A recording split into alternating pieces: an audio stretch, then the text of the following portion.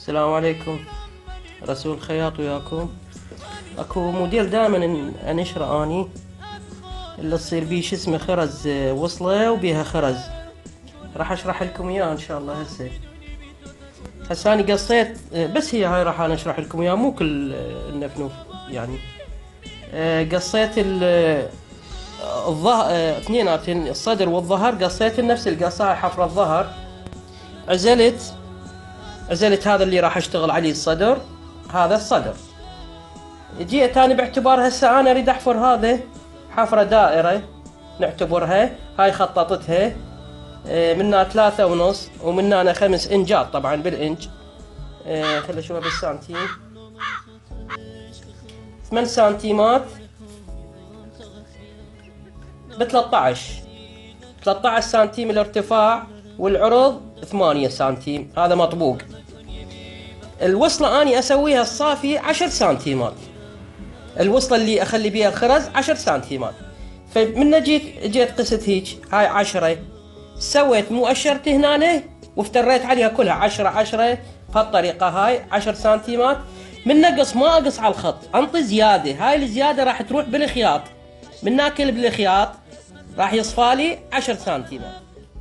زين عيني. هاي هساني خططتها على 10 سنتيمات ويا هاي الحفرة الدائرة وقصيتها. قلت لكم انطيت سنتيم مالت الخياط قصيتها. اجي اقيس هاي افتر عليها اقيسها منها ايش قد يطلع.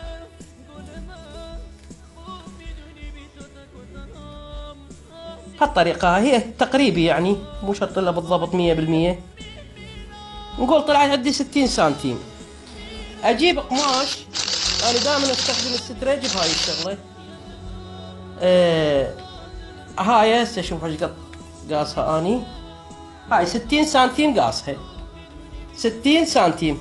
جيب خلي نشوف بس. هاي 60 سنتيم قصيت. سويت حسبت حساب طلعت مال ثانية منها.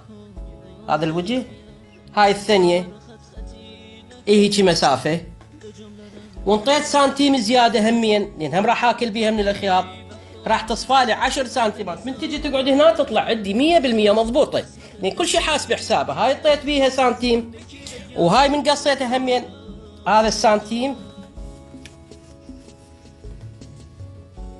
هاي سنتيم راح اخذه بالخياط وهاي 10 سنتيمات هاي راح اكلها هيجي بالخياط من انا هسه اطويها وهاي راح تصفالي 10 سنتيمات واجي افرها هنا. الكهرباء طافية عندي هسه اذا تجي الكهرباء اشتغلها قدامكم هم اصورها بهالطريقة. طبعا راح اني اول ما ابدا شو اسوي اقرض. هاي انا دائما هيك استخدم شغلة عندي قرضة. اهل البصرة ما اعرف شو يسموها شتة ما ادري شو يسموها. المهم هي قرضة بهالطريقة. هاي الوسط مالته وهاي هم اقرضها حتى الوصلة لا تزحف عندي لان هذا مطاط ولا يصير بيها لم. زين هيك راح هاي اركبها. ورا ما اركبها شو اسوي النوب اجيب عندي خرز من ذني هذا ذهبي. اظل بابره وخيط واسويها ان شاء الله من تجي الكهرباء اشتغلها.